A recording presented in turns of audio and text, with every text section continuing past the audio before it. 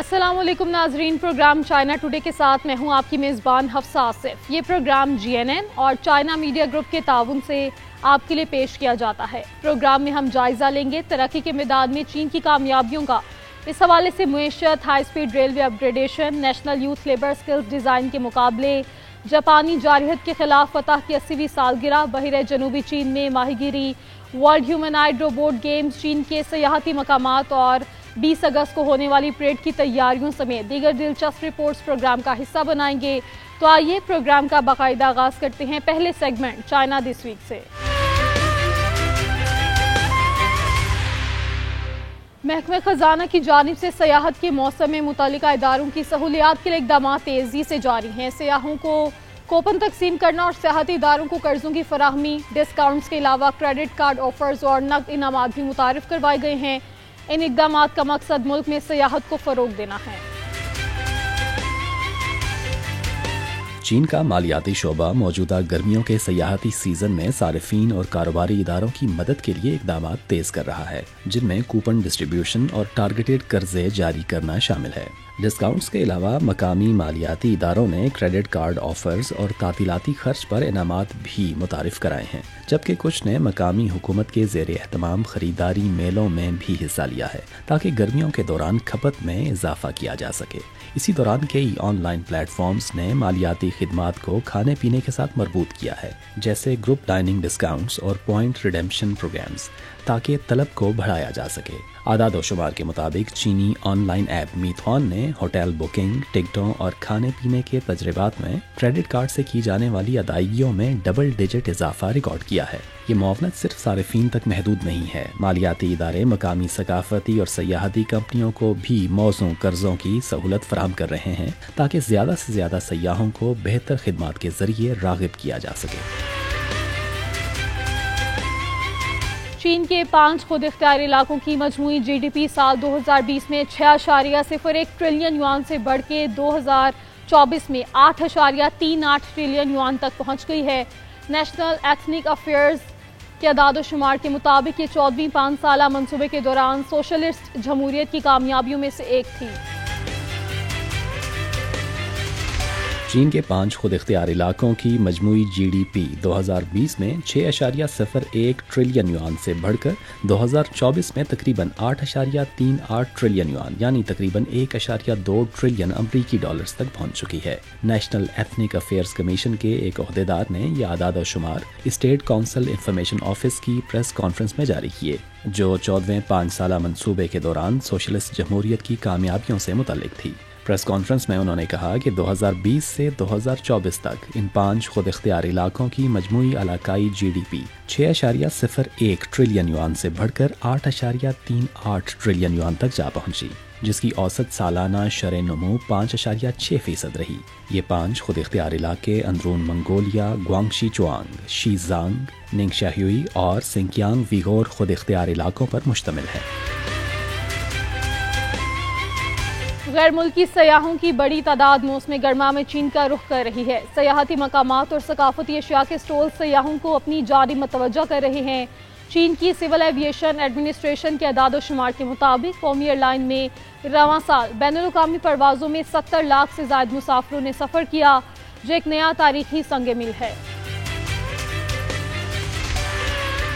غیر ملکی سیاح اس موسم گرما میں بڑی تعداد میں چین آ رہے ہیں، جہاں انہیں متنوع سیاحتی مقامات اور کاروباری مواقع اپنی جانب متوجہ کر رہے ہیں۔ چین کی سول ایویشن ایڈمنسٹریشن کے تازہ ترین اعداد و شمار کے مطابق چینی ایئر لائنز نے رواں سال جولائی میں بین الاقوامی پروازوں پر 70 لاکھ سے زائد مسافروں کی نقل و حمل کی، جو سال بسال 15% اضافہ ہے اور ایک نیا تاریخی سنگ میل بھی ہے۔ جنوبی چین کے صوبہ گوانگتونگ کے شہر شنزن میں بھی سیاحتی سیزن کے آغاز سے اب تک آمد و رفت کرنے والے مسافروں کی تعداد میں 13% سے زیادہ اضافہ دیکھا ہے۔ Shenzhen general station of exit and entry frontiers inspection کے اعداد و شمار کے مطابق 10 اگست تک غیر ملکی مسافروں کی آمد میں سال بہ سال 31% اضافہ ہوا اور ان میں سے تقریباً 60% ویزا فری تھے، جو کہ 139.7% سالانہ اضافہ ہے۔ اسی دوران online booking platforms کے مطابق غیر ملکی پاسپورٹس استعمال کرنے والوں کی گھریلو پروازوں کی بکنگ میں رواں سال کی پہلی شش ماہی میں تقریباً 30% اضافہ ہوا ہے۔ غیر ملکی سیاحوں کے سفر کے روٹس ساحلی شہروں سے بڑھ کر اندرون ملک کے 100 سے زائد شہروں تک پھیل چکے ہیں۔ مشرقی چین کے صوبے زیجیانگ کے شہر ایوو، جسے دنیا کی سپر مارکیٹ بھی کہا جاتا ہے، اس نے بھی اس موسم گرما میں غیر ملکی سیاحوں میں نمایاں اضافہ دیکھا ہے اور یہاں غیر ملکی سیاحوں کی تعداد 2.6 گنا بڑھ چکی ہے۔ چائنا ریلویز نے 433 ارب یوان کی فکسڈ ایسٹ سرمایہ کاری مکمل کر لی۔ یہ سرمایہ کاری گزشتہ سال کے مقابلے میں 5.6% زیادہ ہے۔ چائنا اسٹیٹ ریلوے گروپ کے مطابق کمپنی نے رواں سال سرمایہ کاری کے منصوبوں کو 14ویں 5 سالہ منصوبے کے دوران 102 بڑے منصوبوں کا آغاز کیا ہے، جس میں ہائی سپیڈ ریلوے کی تعمیر اور پرانے ریلوے آلات کی تجدید شامل ہے۔ China state railway group company limited نے گزشتہ دنوں بتایا کہ چائنا ریلوے نے جنوری سے جولائی 2025 تک تقریباً 60.3 ارب امریکی ڈالرز کی فکسڈ ایسٹ سرمایہ کاری مکمل کی ہے، جو گزشتہ سال کے اسی عرصے کے مقابلے میں 5.6% زیادہ ہے۔ کمپنی نے رواں سال اپنے سرمایہ کاری کے منصوبوں کو 14ویں 5 سالہ منصوبے کے 102 بڑے منصوبوں پر مرکوز کیا ہے، جس میں ہائی سپیڈ ریلوے کی تعمیر اور پرانے ریلوے آلات کی تجدید شامل ہے۔ جولائی میں کئی ریلوے منصوبوں میں بڑی پیش رفت ہوئی، جیسے جنوب مغربی صوبہ گوئچو میں پنچو شنگ ای ہائی سپیڈ ریلوے لائن کا مکمل ٹریک بچھایا گیا اور شنگھائی چونگچنگ چنگدو ہائی سپیڈ ریلوے کے ووہان ای چانگ حصے کی ٹیسٹنگ جاری ہے۔ اگلے مرحلے میں کمپنی ریلوے تعمیرات میں سرمایہ کاری مزید بڑھائے گی تاکہ 5 سالہ منصوبے کے تمام اہداف پورے کیے جا سکیں۔ National youth labour skills and design کے مقابلوں کا انعقاد چین کے شہر ٹونگ شانگ میں ہوا۔ مقابلوں میں 10,000 سے زائد شرکاء نے اعلی اعزازات کے لیے حصہ لیا، جو ابتدائی مراحل سے گزرتے ہوئے فائنل تک پہنچے۔ National youth labour skills and intelligent design مقابلے کے فائنلز گزشتہ دنوں چین کے مشرقی صوبے زیجیانگ کے شہر ٹونگ شیانگ میں منعقد ہوئے، جہاں 10,000 سے زائد شرکاء نے اعلیٰ اعزازات کے لیے مقابلے میں حصہ لیا۔ تقریباً 2 لاکھ نوجوانوں نے ملک بھر سے اس 6 ماہ طویل مقابلے میں حصہ لیا، جو ابتدائی اور سیمی فائنل مراحل کے بعد قومی سطح تک پہنچا۔ فائنلز میں شرکاء نے 13 ایونٹس میں حصہ لیا، جس میں آگ بجھانے کے لیے روبوٹس پروگرام کرنا، ڈرونز کو رکاوٹوں سے گزارنا اور اہداف کو درست نشانہ بنانا وغیرہ شامل تھا۔ ان فائنلز کے ساتھ ساتھ اس سال آٹومیشن اور مصنوعی ذہانت کی تعلیم پر قومی کانفرنس بھی منعقد ہوئی۔ اس موقع پر 2 اہم reports, AI talent development blue print اور education large model technology road map جاری کی گئی تاکہ ڈیجیٹل تعلیم کو فروغ دیا جا سکے۔ چائنا اکیڈمی آف سائنسز کے انسٹیٹیوٹ آف آٹومیشن کے ایک محقق کا کہنا تھا کہ تعلیم مصنوعی ذہانت کے لیے بنیادی تجربہ گاہ ہونی چاہیے، لیکن ہمیں بڑے ماڈلز کو احتیاط سے ریگولیٹ کرنا ہوگا تاکہ طلباء AI پر حد سے زیادہ انحصار کے باعث کریٹیکل تھنکنگ سے محروم نہ ہو جائے۔ 3 ستمبر کو بیجنگ میں منعقد ہونے والی پریڈ کی تیاریاں جاری۔ پریڈ کی قیادت CPC سینٹرل کمیٹی کے جنرل سیکرٹری شی جن پنگ کریں گے۔ چین کی ترقی کے فروغ کے حوالے سے منعقد ہونے والی پہلی پریڈ ہوگی، جس میں مختلف فوجی دستے CPC کے پرچم کے ہمراہ فوجی طاقت کا مظاہرہ کریں گے۔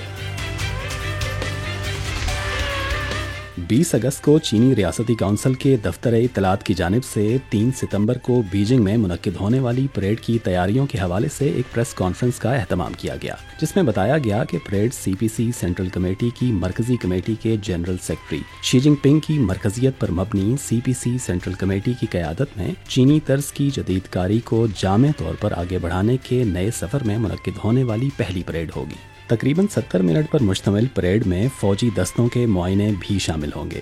صدر شی جن پنگ دستوں کا معائنہ کریں گے۔ CPC کے پرچم، چین کے قومی پرچم اور چینی افواج کے پرچم کے ہمراہ چینی فوجی طاقت کی نئی ترتیب پریڈ میں پیش کی جائے گی۔ پریڈ میں پرچم کا تحفظ کرنے والی فضائی فارمیشنز، پیادہ فارمیشنز، فوجی پرچم اور فوجی ساز و سامان کی فارمیشنز پریڈ کرتے ہوئے تیانمن اسکوائر سے گزریں گے۔ اس پریڈ میں شامل تمام دفاعی ساز و سامان چینی ساختہ ہے اور اس میں نئے ساز و سامان کا تناسب زیادہ ہے۔ پریڈ میں متعدد اسٹریٹجک ہتھیار پہلی بار عوامی سطح پر نمائش کے لیے پیش کیے جائیں گے۔ اس وقت پریڈ کی تمام تیاریاں بنیادی طور پر مکمل ہو چکی ہیں۔ جاپانی جارحیت اور عالمی فاشزم کے خلاف جنگ میں چین کی فتح کی سالگرہ کے موقع پر ستمبر میں منعقد ہونے والی گرینڈ تقریب کی پہلی ریہرسل بیجنگ میں ہوئی۔ تقریب میں 40,000 افراد نے حصہ لیا۔ ریہرسل میں شرکاء کے ساتھ ساتھ موقع پر معاونت فراہم کرنے والا عملہ بھی شامل تھا۔ چینی عوام کی جاپانی جارحیت کے خلاف مزاحمتی جنگ اور فاشزم کے خلاف عالمی جنگ میں فتح کی 80ویں سالگرہ کے حوالے سے گرینڈ تقریب کی دوسری ریہرسل بیجنگ میں گزشتہ اتوار کو منعقد ہوئی۔ یہ مشق بیجنگ کے تیانمن اسکوائر پر ہوئی، جس میں تقریباً 40,000 افراد نے حصہ لیا، جن میں شرکاء اور معاون عملہ شامل تھا۔ منتظمین نے کہا کہ پہلی مشق کی بنیاد پر دوسری ریہرسل زیادہ پہلوؤں اور حصوں پر مشتمل تھی اور تمام عمل کو منظم انداز میں اور مربوط طریقے سے انجام دیا گیا، جس سے متوقع مقاصد حاصل ہوئے اور ساتھ ہی تنظیمی، لاجسٹک اور کمانڈ آپریشنز کی مزید جانچ بھی کی گئی۔ یہ گرینڈ تقریب، جس میں فوجی پریڈ بھی شامل ہوگی، 3 ستمبر کو تیانمن اسکوائر پہ منعقد کی جائے گی۔ چین کے شہر چینگدو میں ورلڈ گیمز 2025 کا اختتام، کھلاڑیوں نے جذباتی انداز میں الوداع کہا اور چینی ثقافت اور مہمان نوازی کو خوب سراہا۔ بین الاقوامی شرکاء نے واپس روانگی سے قبل ایتھلیٹس ولیج کے چائنیز برج ایکسپیرینس سینٹر میں اپنے تاثرات تحریر کیے۔ گزشتہ دنوں چین کے جنوب مغربی شہر چینگدو میں 2025 ورلڈ گیمز کے اختتام کے بعد کھلاڑیوں نے جذباتی انداز میں الوداع کہا اور چینی ثقافت اور مہمان نوازی کو خوب سراہا۔ بین الاقوامی شرکاء نے رخصتی سے قبل ایتھلیٹکس ولیج کے چائنیز برج ایکسپیرینس سینٹر میں اپنے تاثرات تحریر کیے۔ ان کا کہنا تھا کہ وہ کھیلوں کے علاوہ چین کی مہمان نوازی اور ثقافتی دلکشی کی ناقابل فراموش یادیں لے کر جا رہے ہیں۔ 8 اگست سے 16 اگست تک ولیج میں روزانہ ثقافتی سرگرمیاں منعقد ہوئیں، جن میں چینی روایتی فنون، موسیقی اور رقص کے پروگرامز شامل رہے، جنہوں نے بین الاقوامی کھلاڑیوں کو خوشگوار ثقافتی لمحات فراہم کیے۔ 116 ممالک اور خطوں کے تقریباً 6,680 کھلاڑیوں، اہلکاروں اور ٹیکنیشینز نے چینگدو ورلڈ گیمز میں شرکت کی، جو شمولیت کے لحاظ سے ایک نیا ریکارڈ ہے۔ ورلڈ گیمز 1981 میں شروع ہوئیں اور ہر 4 سال بعد منعقد ہوتی ہیں۔ یہ اولمپک کھیلوں کے بعد اعلیٰ سطح کا بین الاقوامی ملٹی اسپورٹس ایونٹ ہے، جس میں وہ کھیل شامل ہوتے ہیں جو اولمپک پروگرام کا حصہ نہیں ہوتے۔ اس سال کا ایونٹ 7 سے 17 اگست تک جاری رہا۔ بحیرہ جنوبی چین میں ماہی گیری پر عائد سیزنل پابندی 3.5 ماہ بعد باضابطہ طور پر ختم ہو گئی۔ جنوبی چین کے ساحلی علاقے ہائنان، فوجیان، گوانگتنگ اور گوانگسی کے فشنگ پورٹس میں موسم کے آغاز پر تقریبات کا انعقاد کیا گیا۔ ہائنان میں ہزاروں ماہی گیروں کی کشتیوں نے روانگی کے لیے تیاریاں مکمل کر لیں۔ بحیرہ جنوبی چین میں گزشتہ دنوں ماہی گیری پر عائد سیزنل پابندی 3.5 ماہ کے وقفے کے بعد باضابطہ طور پر ختم ہو گئی۔ جنوبی چین کے ساحلی صوبوں اور علاقوں، جن میں ہائنان، فوجیان، گوانگتونگ اور گوانگشی شامل ہیں، ان کی فشنگ پورٹس نے ماہی گیری کے موسم کے آغاز کے موقع پر متعدد تقریبات کا انعقاد کیا۔ ہائنان کے شہر چنگھائی میں ہزاروں ماہی گیری کی کشتیوں نے تانمن پورٹ سے روانگی کے لیے تیاریاں مکمل کیں۔ اس موقع پر مقامی ماہی گیروں نے بھی اپنی خوشی کا اظہار کیا۔ فشنگ سیزن کے آغاز کے موقع پر ہائنان اور گوانگشی جوانگ خود اختیار علاقے کے مقامی باشندوں نے متعدد ثقافتی تقریبات میں حصہ لیا، 1000 سال پرانی ماہی گیری کی روایات کا جشن منایا اور ثقافتی سیاحت کو فروغ دیا۔ اتنی تعداد میں کشتیوں کی روانگی نے سمندری ٹریفک کے لیے بھی کچھ چیلنجز پیدا کیے ہیں۔ حفاظتی اقدامات کے طور پر مقامی حکام نے 2025 ماہی گیری موسم کے لیے اسکارٹ مہم شروع کی ہے، تاکہ مصروف سمندری راستوں اور ان علاقوں میں جہاں تجارتی اور ماہی گیری کی کشتیاں ملتی ہیں، ٹریفک کے انتظام کو بہتر بنایا جا سکے۔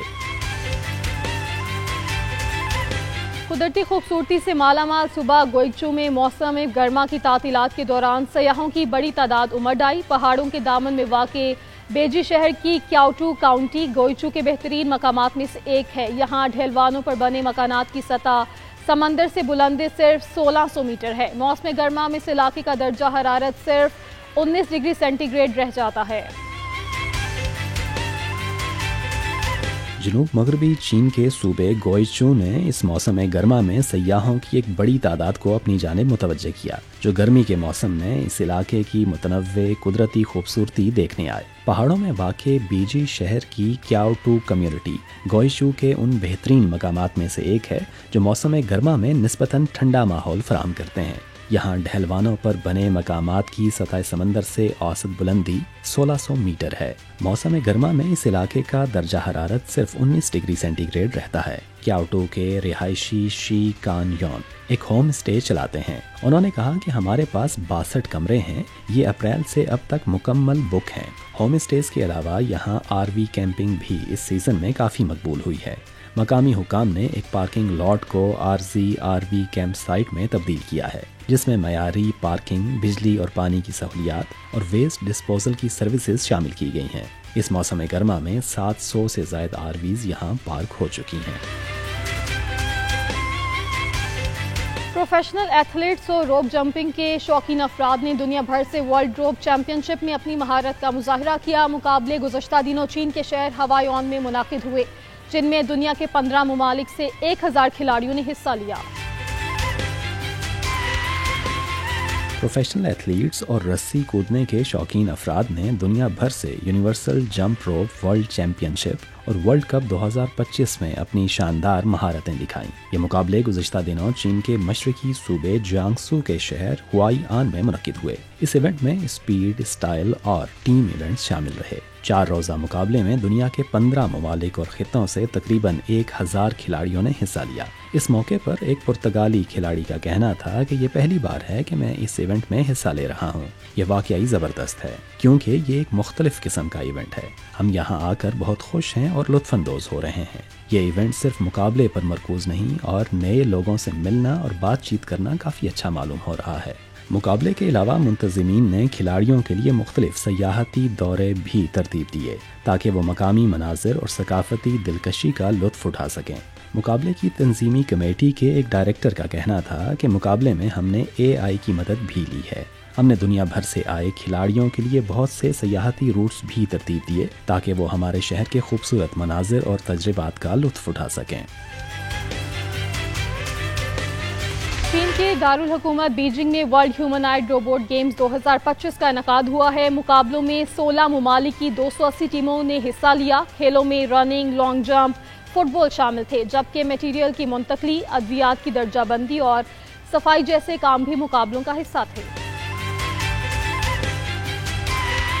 گزشتہ دنوں چین کے دارالحکومت بیجنگ میں 2025 ورلڈ ہیومنائڈ روبوٹ گیمز کا انعقاد کیا گیا اور اس ایونٹ میں روبوٹس کا پہلا 100x4 میٹر ریلے مقابلہ بھی منعقد ہوا۔ یہ games national speed skating Oval میں 16 ممالک بشمول امریکہ، جرمنی اور اٹلی کی 280 ٹیموں کے درمیان مقابلوں پر مشتمل رہیں۔ مقابلے میں روبوٹس کے 26 ایونٹس شامل تھے، جن میں running, long jump, free exercise, football اور مہارت پر مبنی کام جیسے میٹیریل کی منتقلی، ادویات کی درجہ بندی اور صفائی شامل رہے۔ انسانی مقابلے سے مختلف روبوٹس ریلے میں بیٹن کی ضرورت نہیں ہوتی، صرف 2 روبوٹس ایک ہی ٹیم میں جسمانی اوور لیپ مکمل کرتے ہیں۔ یہ مقابلے ہیٹس، سیمی فائنل اور فائنل میں تقسیم کیے گئے۔ ان تمام مراحل میں مختلف روبوٹس نے شاندار کارکردگی کا مظاہرہ کیا۔ گیمز کے شائقین نے اس ایونٹ کو خوب سراہا اور اسے روبوٹکس کی ترقی میں ایک سنگ میل قرار دیا۔ صدرن چائنا بک فیئر 2025 گزشتہ دنوں چین کے شہر گوانگژو میں منعقد ہوا۔ میلے میں ثقافتوں اور ادب کا ایک جامع گیٹ وے فراہم کیا گیا۔ 15 سے 19 اگست تک جاری رہنے والے میلے میں عالمی ادب کو خصوصی طور پر اجاگر کیا گیا۔ 2025 صدرن چائنا بک فیئر گزشتہ دنوں جنوبی چین کے صوبہ گوانگتونگ کے دارالحکومت گوانگژو میں منعقد ہوا، جس نے قارئین کو دنیا کی متنوع ثقافتوں اور ادب کا ایک جامع گیٹ وے فراہم کیا۔ 15 سے 19 اگست تک جاری رہنے والے اس سال کے ایڈیشن میں عالمی ادب کو خصوصی پویلینز اور تھیم زونز کے ذریعے پیش کیا گیا۔ فیئر میں جنوب مشرقی ایشیا، وسطی ایشیا، عرب دنیا اور یورپ کے سیکشنز، نیز بین الاقوامی پبلشنگ برانڈز اور معاصر فنون کے خصوصی سیکشنز بھی شامل رہے۔ نیدرلینڈز کے پویلین میں ایوارڈ یافتہ سائنس فکشن مصنف روڈرک لیوین ہارڈ کی موجودگی نے چینی قارئین کی توجہ حاصل کی۔ اس فیئر میں ہانگ کانگ خصوصی انتظامی علاقے کے سینما پر کتابیں بھی شامل کی گئیں اور اس سینما کی وراثت کو بھی خراج تحسین پیش کیا گیا۔ منتظمین کا کہنا تھا کہ اس سال کا ایونٹ علمی اشتراک، گہری ثقافتی تفہیم اور سرحد پار ادبی تعاون کو فروغ دینے کا ایک بہترین ذریعہ رہا۔ ہزاروں پبلشرز، مصنفین اور قارئین کی موجودگی کے ساتھ صدرن چائنا بک فیئر عالمی ثقافتی مکالمے کے لیے ایک ممتاز پلیٹ فارم بنتا جا رہا ہے۔ چین کے خود اختیار علاقے شیزانگ کے نوجوان ڈاکٹر بننے کے بعد صدر شی جن پنگ کو لکھے گئے خط میں اپنے وعدوں کی تکمیل کر رہے ہیں۔ نوجوان ڈاکٹرز دور دراز دیہاتوں میں صحت کی سہولتیں فراہم کرنے کے اپنے وعدے کو پورا کر رہے ہیں۔ جنوب مغربی چین کے شیزانگ خود اختیار علاقے کے نوجوان ڈاکٹر بننے کے بعد صدر شی جن پنگ کو ماضی میں لکھے گئے ایک خط میں کیے گئے عہد کی تکمیل کر رہے ہیں اور دور دراز دیہات میں صحت کی سہولیات فراہم کر رہے ہیں۔ فروری 2020 میں صدر شی جن پنگ نے شیزانگ یونیورسٹی کے اسکول آف میڈیسن کے 17 کلینیکل میڈیسن کے طلباء کے خط کا جواب دیا جو بیجنگ کے پیکنگ یونیورسٹی شوگانگ ہاسپٹل میں انٹرنشپ کر رہے تھے۔ صدر شی نے ان کی حوصلہ افزائی کی اور کہا کہ طلباء کو اپنی تعلیم کے دوران مہارتیں حاصل کرنی چاہیے اور فارغ التحصیل ہونے کے بعد ان جگہوں پر جانا چاہیے جہاں ان کی سب سے زیادہ ضرورت ہو۔ 5 سال بعد ان طلباء میں سے ایک زانگ مولا بالکل وہی کر رہی ہیں جیسا انہوں نے وعدہ کیا تھا۔ اب وہ شگازے میں لازی کاؤنٹی سینٹرل ہاسپٹل کی ٹاؤن شپ برانچ میں ڈاکٹر ہیں۔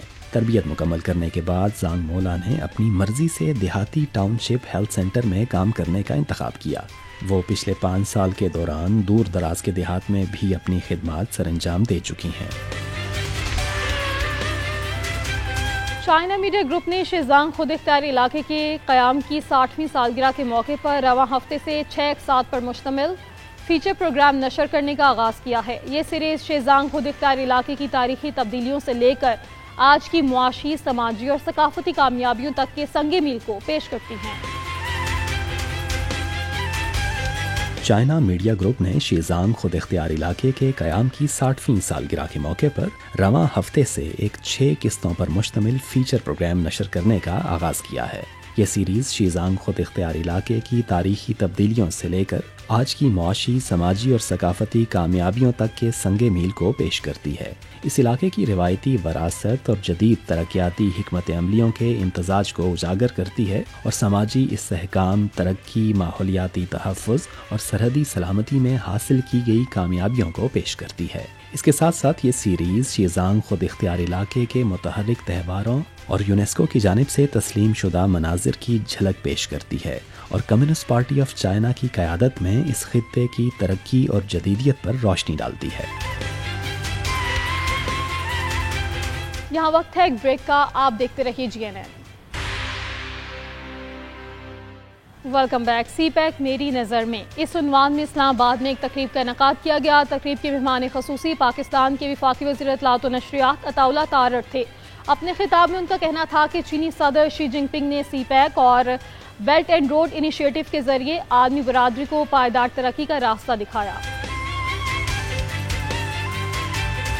سی پیک میری نظر میں اس عنوان سے اسلام آباد میں ایک پروقار تقریب کا انعقاد کیا گیا جس میں مختلف شعبہ زندگی سے تعلق رکھنے والی ممتاز شخصیات نے شرکت کی۔ تقریب کے مہمان خصوصی پاکستان کے وفاقی وزیر اطلاعات و نشریات عطا اللہ تارڑ تھے۔ اپنے خطاب میں عطا اللہ تارڑ کا کہنا تھا کہ چین کے صدر مملکت شی جن پنگ نے سی پیک اور بیلٹ اینڈ روڈ انیشیٹو کی صورت میں عالمی برادری کو پائیدار ترقی کا راستہ دکھایا ہے۔ ان کا کہنا تھا کہ پاکستان اور چین نہ صرف جغرافیائی طور پر ایک دوسرے کے قریب ہیں بلکہ ہمارے خواب، سوچ اور مقاصد بھی یکساں ہیں جو ایک ہم نصیب معاشرے کی تشکیل میں مددگار ثابت ہوں گے۔ تقریب سے چین کے سفیر جیانگ جائی ڈونگ نے بھی کلیدی خطاب کیا۔ انہوں نے دہشت گردی کے خلاف پاکستان کے اقدامات کو سراہتے ہوئے اسے قابل تحسین قرار دیا اور کہا کہ پاکستان کی معاشی بہتری اور اسٹریٹجک خود مختاری مثبت سمت کی جانب پیش رفت ہے۔ ان کا مزید کہنا تھا کہ سی پیک کے تحت چین پاک تعاون میں نمایاں اضافہ ہوا ہے جس کے ثمرات براہ راست پاکستانی عوام تک پہنچے ہیں۔ تقریب میں deputy chairman senate Saidal Khan ناصر نے بھی شرکت کی۔ انہوں نے سی پیک کے ترقیاتی منصوبوں کے دائرہ کار پر روشنی ڈالتے ہوئے کہا کہ اس راہداری نے صحت، تعلیم، سرمایہ کاری اور زراعت جیسے اہم شعبوں کو بے پناہ تقویت دی ہے۔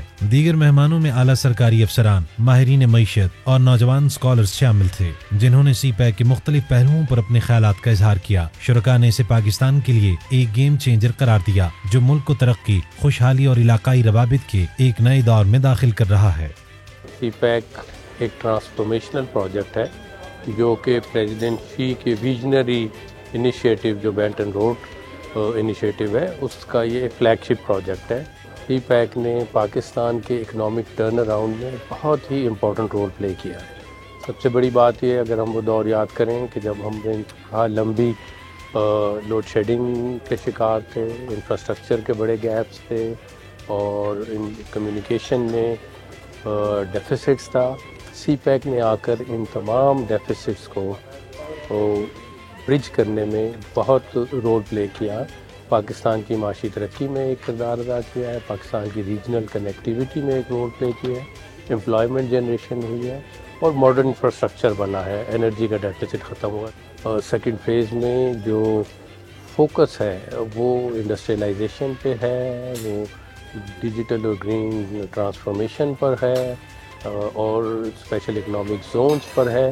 یہ سب چیزیں ملا کے انشاءاللہ پاکستان کی معاشی ترقی میں ایک مرتبہ پھر ایک اہم کردار ادا کریں گی اور پاکستان چین دوستی جو کہ ایک لازوال رشتہ ہے دونوں ملکوں کے درمیان، اس کو مزید تقویت پہنچائیں گی.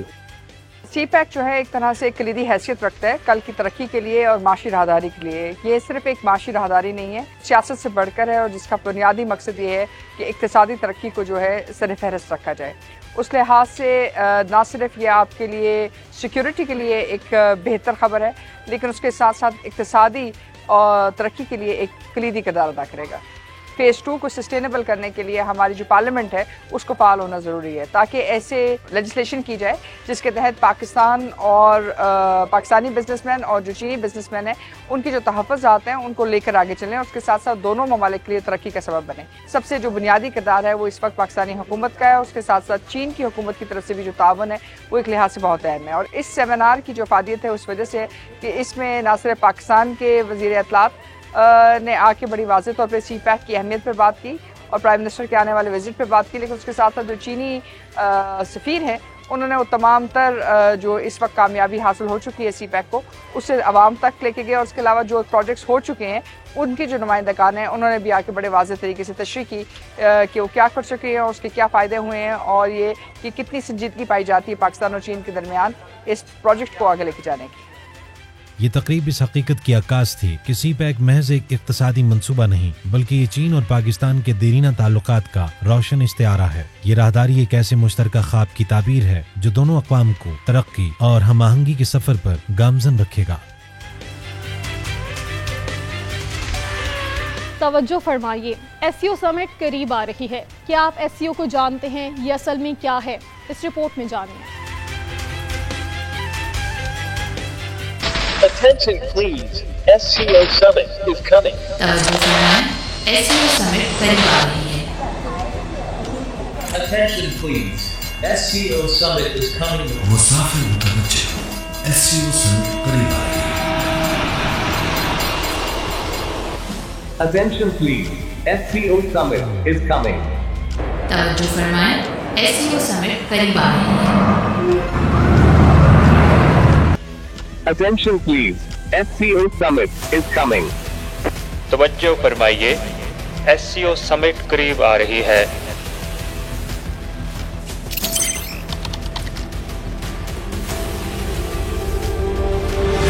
کیا آپ SCO کے بارے میں جانتے ہیں؟ جی ہاں، یہ ہمارے خطے کے تعاون اور امن کے لیے کلیدی حیثیت رکھتا ہے. یہ چائے SCO جیسی ہے، سب کو ایک ساتھ لاتی ہے. مزید دوست SCO کے ساتھ مزید تفریح. اشتراک کے لیے فصل کا وقت ہے. You know about the SCO? یہ بلینڈ پرفیکٹ ہے. SCO جیسے مزید دوست SCO کے ساتھ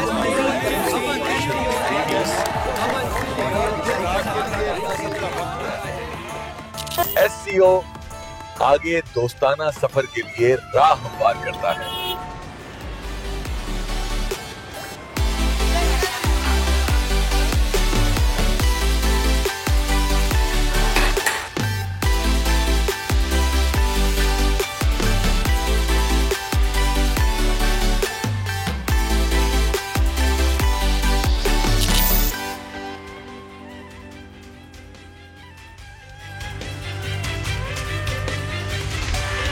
دھند کب ہوتی ہے؟ بادل آسمان میں دھند ہیں اور دھند زمین پر بادل. ان دونوں کے درمیان فرق صرف بلندی کا ہے. دھند کی تشکیل کے حالات بھی وہی ہیں جو بادلوں کی تشکیل کے ہیں. درجہ حرارت اور پانی کے بخارات دیکھیے اس رپورٹ میں.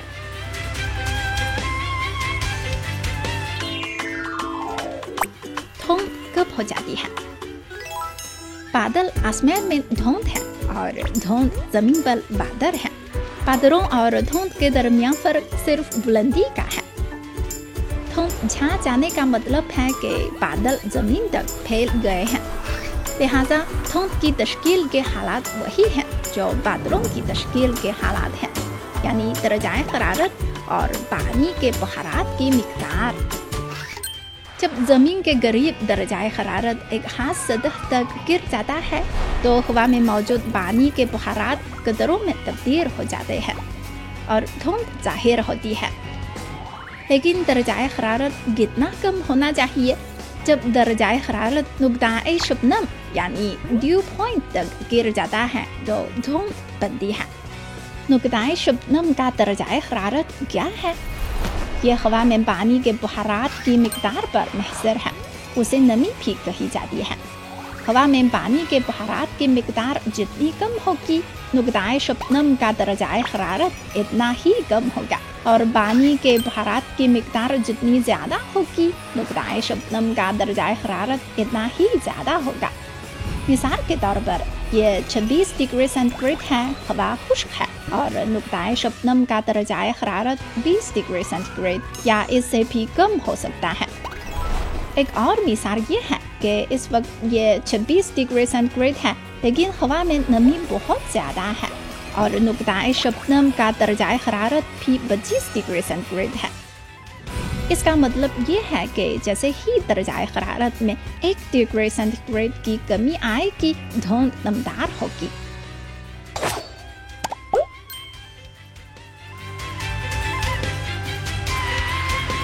क्या आपको पता है कि जब मूसलाधार बारिश होती है तो इस दौरान तेज़ हवाएं क्यों चलती हैं? बारिश के तूफान से 1-2 दिन या चंद घंटे कबल दर्जा हरारत हवा में नमी ज़्यादा होती है, जिससे गर्म और मरतूब हवा का दबाव बनता है। मज़ीद जानिए इस रिपोर्ट में। जब मूसलाधार बारिश होती है तो कभी कभार तेज हवाएं क्यों चलती हैं? सबसे पहले बारिश के तूफान की आमद से 1-2 दिन या चंद घंटे कबल दरजाए हरारत निस्बतन गर्म होना ज़रूरी है, और हवा में नमी निस्बतन ज़्यादा होती है, जिससे एक किस्म का गर्म और मरदूब हवा का दबाव बनता है। गर्म हवा की कसाफत कम हो जाती है, जिसकी वजह से ये ऊपर को उठती है, और जब ये एक खास बुलंदी पर पहुंच जाती है तो ये ऊपर मौजूद ठंडी हवा से टकराती है, और गर्म हवा में मौजूद पानी के बहारात पानी के कतरों में तब्दील हो जाते हैं। ये अमर बारहा दोहराया जाता है, जिससे छोटे कतरे मिलकर बड़े कतरे बन जाते हैं, यहाँ तक कि ऊपर की हवाएं इनके वजन को सहारा देने के काबिल नहीं रहते, और आखिरकार ये कतरात मूसलाधार बारिश की शक्ल में जमीन पर गिरते हैं। इस वक्त जोरदार बारिश के साथ कनी ठंडी हवा जमीन की तरफ तेजी से आती है, जो कम कसाफत वाली गर्म हवा पर हमला आवर होती है।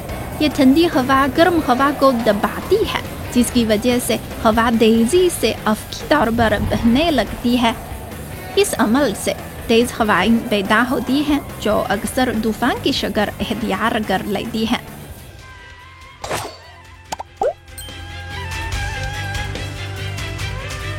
चीन के सूबा यूनान के शहर दाली में कॉफ़ी हाउसेस की भरमार है, जिनमें से हर एक का अपना ही मुनफरिद अंदाज है। छोटे बड़े कॉफ़ी हाउसेस अदबी सकाफती माहौल को जन्म देते हैं, जो ग्राहकों को अपनी जानिब मुतवज्जो करते हैं। देखिए इस रिपोर्ट में।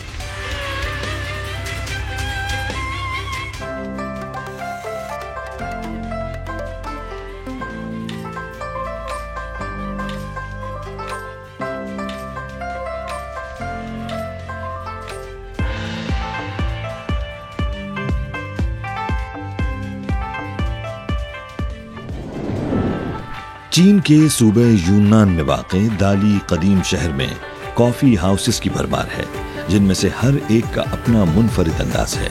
छोटे बड़े कॉफ़ी हाउसेस गहरे अदबी सकाफती माहौल को जन्म देते हैं। यहाँ कई पोशीदा गहरनुमा कॉफ़ी शॉप्स मौजूद हैं, जिनमें कॉफ़ी के दाने खुद भूनते हैं और इनका मेयार इंतहाई बुलंद है। दुकान में दाखिल होते ही मुख्तलिफ जायकों की कॉफ़ी बीन्स नजर आते हैं। इनके आला मयार ने बेशुमार ग्राहकों को अपनी जानिब मुतवज्जे किया है। Yunnan Arabica Pearberry।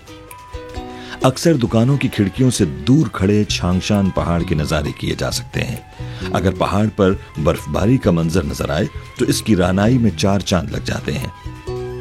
Coffee shop के हर कोने में तस्वीर कशी के लिए बेहतरीन जाविये मौजूद हैं और साथ ही लजीज केक से लुत्फ अंदोज होने का मौका भी मिलता है।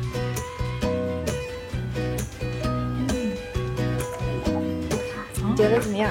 哇，很特别的味道，以前没喝过。这个就是云南自己的龟夏。后面我们开始做这个精品化之后，引入了像龟夏这样，就是去年COE 大赛冠军的这样一些种苗，然后培育出来，它云南咖啡现在基本上已经能做到30%以上的精品化。这几年呢，农民他的这个受教育水平也越来越高，然后呢，政府也把各种资源和信息以及出海的渠道引入了之后，他们的价格也提上来。其实今年的价格最高的时候是到了400多美分，也就是60多块钱人民币，比去年同期涨了整整1倍。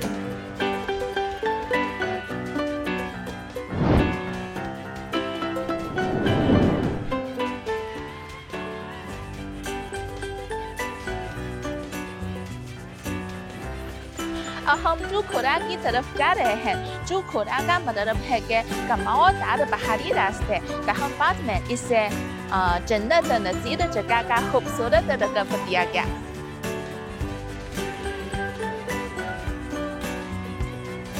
ये चीन के सूबाई यूनान का जो खोरा गाँव है, जहाँ कॉफ़ी की काश्त के कई बागात मौजूद हैं और यहाँ यूनान कॉफ़ी की आमद की दास्तान यहीं से शुरू होती है।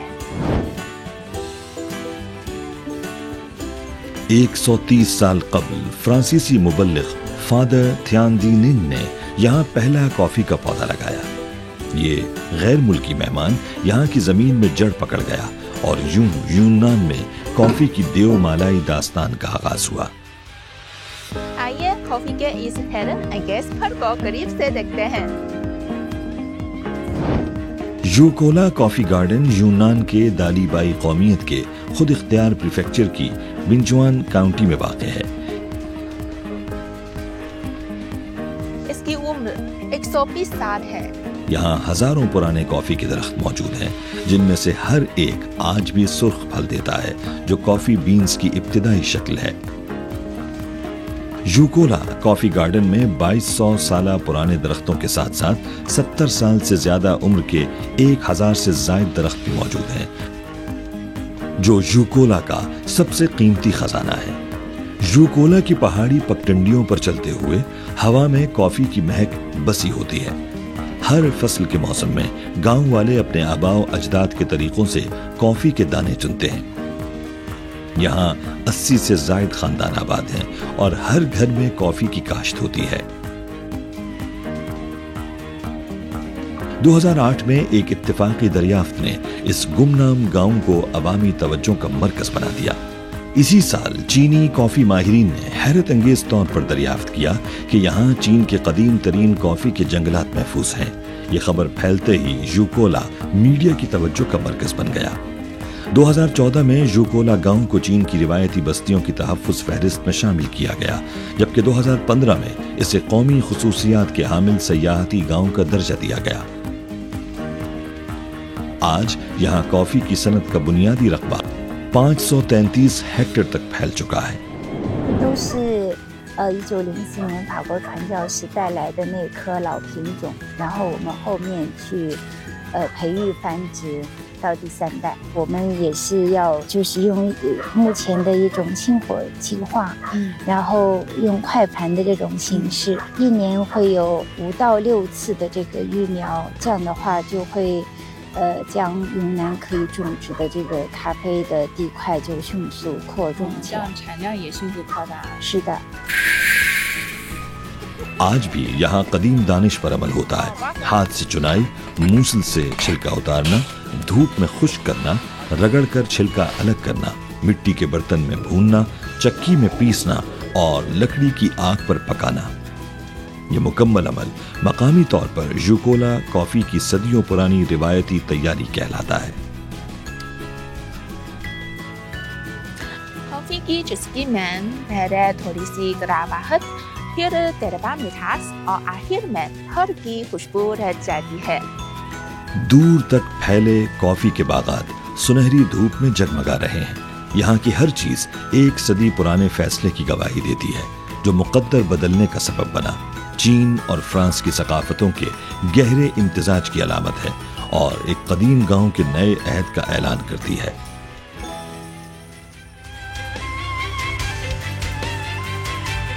यहाँ वक्त है एक ब्रेक का, आप देखते रहिए GNN। Welcome back. क्या आप जानते हैं कि जब भी चीन की अजमत की बात की जाती है तो एक शानदार, तवील और हैरान कर देने वाली तामीर दीवार चीन फौरन जहन में आती है। ये सिर्फ ईंटों और पत्थरों की एक लंबी कतार नहीं, बल्कि ये एक मुकम्मल दास्तान है तारीख, कुर्बानी और हिकमत की।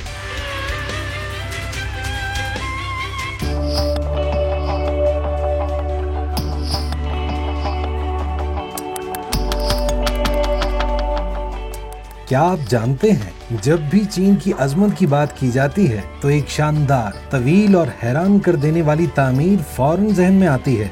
जी हाँ, दीवार चीन। लेकिन याद रखें, ये सिर्फ ईंटों और पत्थरों की एक लंबी कतार नहीं, बल्कि ये एक मुकम्मल दास्तान है तारीख, कुर्बानी और हिकमत की। दीवार चीन दुनिया की सबसे तवील दिफाई दीवार है जिसकी बुनियाद तकरीबन 2000 साल पहले रखी गई थी। ये काम किसी एक बादशाह ने एक दिन में नहीं किया, बल्कि कई सदियों में मुख्तलिफ चीनी सल्तनतों ने इस दीवार को बनाया, जोड़ा और मजबूत किया।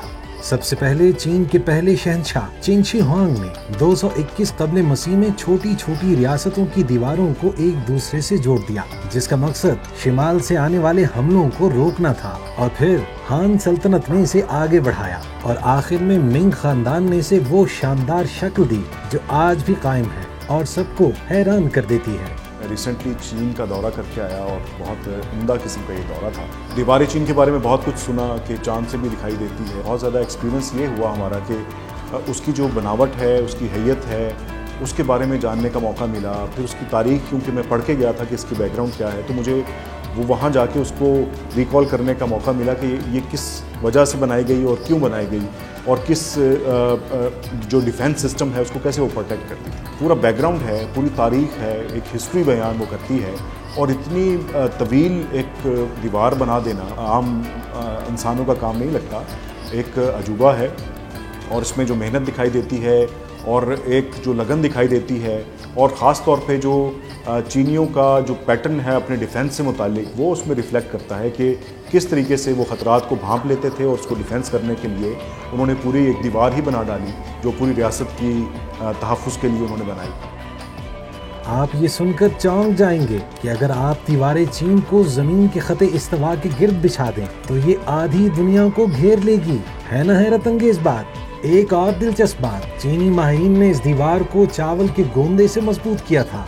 जी हाँ, वही स्टिकी राइस मोटर जो बाज माहिरीन के मुताबिक आज के सीमेंट से भी ज्यादा पायदार है। लेकिन दोस्तों, ये दीवार सिर्फ दुश्मनों से बचाव के लिए नहीं बनी थी, ये एक अलामत थी चीन की सरहदों, चीन की ताकत और उसकी सकाफत की। ये एक तरह की कदीम इंटरनेट भी थी। फौजी स्मोक सिग्नल्स यानी धुएं के इशारों से मीलों दूर तक पैगाम सिर्फ चंद घंटों में पहुंचा दिया करते थे।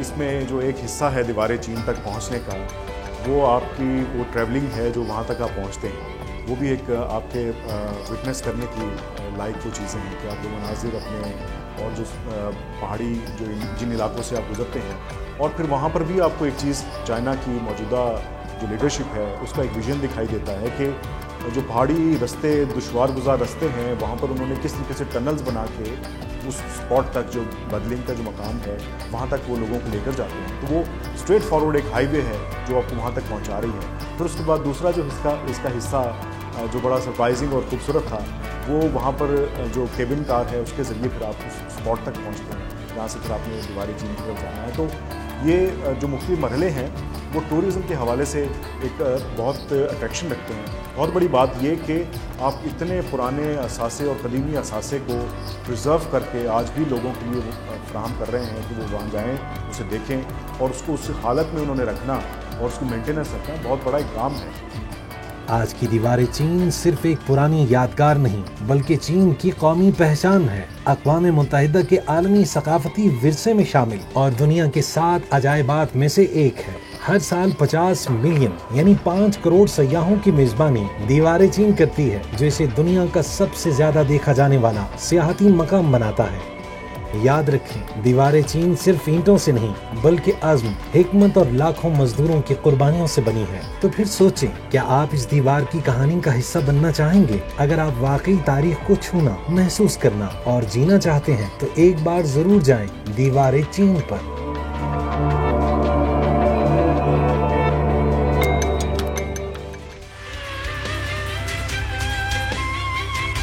چائنا ٹوڈے سے اس ہفتے اتنا ہی۔ کسی بھی خبر کی مزید تفصیل جاننے کے لیے وزٹ کیجیے ہماری ویب سائٹ GNNH.TV۔ اس کے علاوہ آپ ہمیں فیس بک اور ایکس پر بھی فالو کر سکتے ہیں۔ آپ دیکھتے رہیے GNN، کیونکہ GNN جانتا ہے۔